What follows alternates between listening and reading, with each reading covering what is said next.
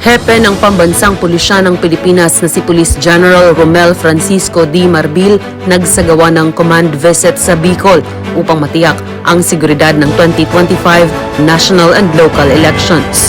Police Regional Office 5 nakapag-deploy ng mahigit 12,000 security forces. Tiniyak din ang kahandaan ng Provincial Election Monitoring and Action Centers ng Sorsogon Police Provincial Office at Albay Police Provincial Office. Samantala, 4 na NPA sumuko sa PNP Bicol at 1.7 million worth of shabu na kumpiska sa Albay nitong linggo. Ating tunghayan ang isa na namang yugto at maaksyong transparent service ng ating Game Changer General. Ito ang ika-73 linggo ng Weekline. Linggo, ika-4 ng Mayo, muling arangkada ang mas pinahabang oras ng bicycle patrol ng ating Game Changer General. Sinundan ito ng pakikiisa niya sa 3rd Sunday of Easter Mass sa Santo Niño Chapel ng Campo Ola at pagkatapos ay tinutukan ang ilang trabahong administratibo kahit paaraw ng linggo. Nagsagawa din si Police Brigadier General Dizon ng virtual red teaming and monitoring sa araw na ito bago nakiisa sa stakeholders night ng 9th Infantry Division, Philippine Army sa 9th Infantry Division, Multipurpose Building, Camp Elias Angeles, Pili, Camarines Sur. Lunes, ika-5 ng Mayo, taong kasalukuyan, pinangunahan muli ng ating Game Changer General ang traditional Monday flag raising and awarding ceremony sa Pro 5 Grandstand Parade Ground. Sinundan ito ng isang ocular inspection sa mga pasilidad sa loob ng Campo Ola upang matiyak na compliant din ang ating mga opisina ng Pro 5 sa mga standards ng PNP National Headquarters. Nakibahagi din si Police Brigadier General Dizon sa ginanap na groundbreaking ceremony for the construction of Albay 1st Provincial Mobile Force Company Multipurpose Building kung saan naroon si Honorable Elizalde Esco, representative ng Ako Bicol Party List sa 1st PMFC Headquarters, Paulog, Ligao City, Albay.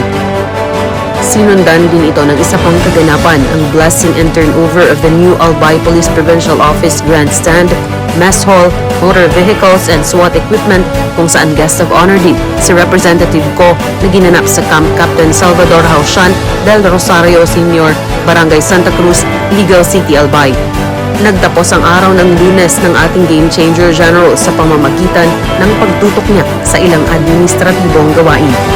Martes, ika-6 ng Mayo, pagkatapos ng maagang bicycle patrol, virtually present si Police Brigadier General Dizon sa ginanap na Philippine National Police Command Conference sa pangunguna ng ating Chief PNP na si Police General Romel Francisco D. Marbil. Kasama din si Police Brigadier General Dizon sa seremonyas ng blessing and turnover of mobility assets to Catanduanes Police Provincial Office sa Vira, Catanduanes, gayon din sa blessing and turnover ng motor vehicles sa Masbate Police Provincial Office sa Masbate kung saan panauhing pandangal sa nabanggit ng mga kaganapan si Honorable Elizalde Esco, representative ng Ako Bicol Party List. Ilang administratibong gawain din ang pinagkaabalahan ng ating Regional Director bago nagsagawa ng kanyang motorcycle patrol kasama ng ating masisipag at matitibay ng mga kasarungkaps motorcycle patrollers. Ika-7 ng Mayo, Miyerkules, pagkatapos ng maagang bicycle patrol, bahaging muli ang ating Game Changer General sa ilang seremonyas.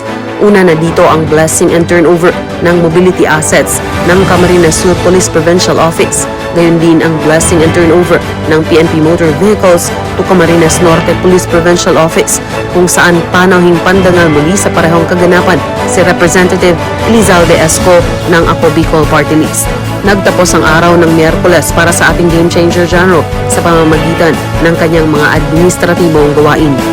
Huwebes, ika-8 ng Mayo, sinimulan ng mas maaga ang bicycle patrol ni Police Brigadier General Dizon upang makatulong sa advokasiyang ligtas na komunidad ng PNP.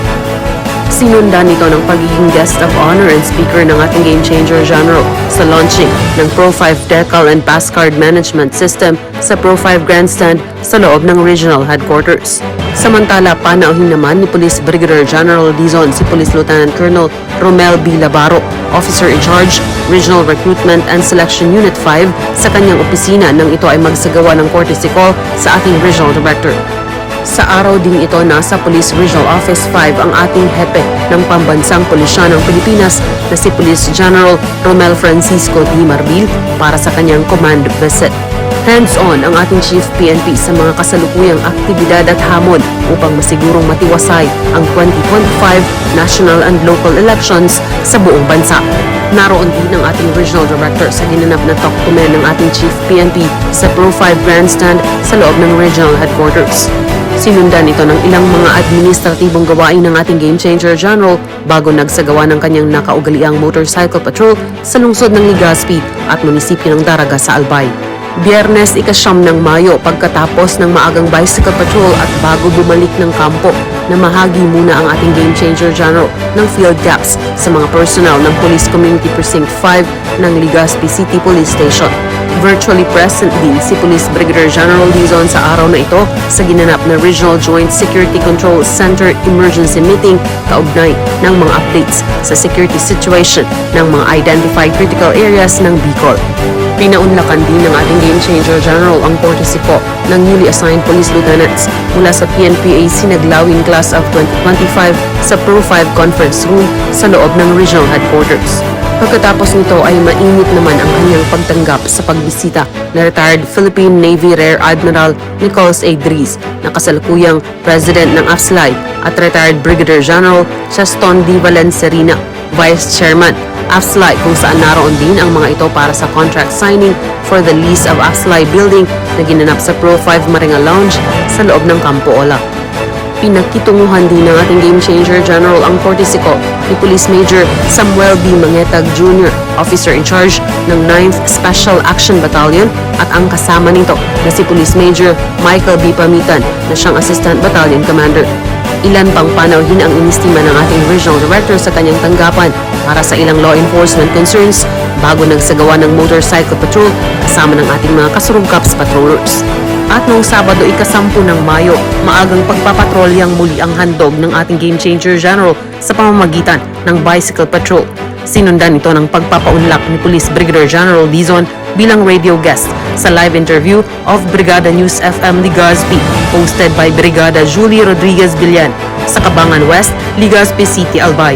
At kaugnay ng kahandaan ng Pro 5 para sa 2025 national and local elections, nagsagawa ang ating Game Changer General ng inspeksyon sa mga Provincial Election Monitoring and Action Centers ng Sorsogon Police Provincial Office at ng Albay Police Provincial Office. Tinutukan din ng ating Game Changer General ang ilang administratibong gawain para sa mga kasalukuyang direktiba ng National Headquarters.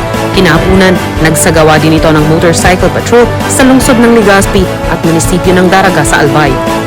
At sa mga operasyong naisagawa sa buong linggo mula ika-4 hanggang ika-10 ng Mayo taong kasalukuyan, umabot sa mahigit 2 milyong pisong halaga ng iligal na droga ang nakumpiska ng mga operatiba ng Pulis sa Reyon 5 na nagresulta sa pagkakaaresto ng 24 na suspects mula sa 22 ginawang operasyon.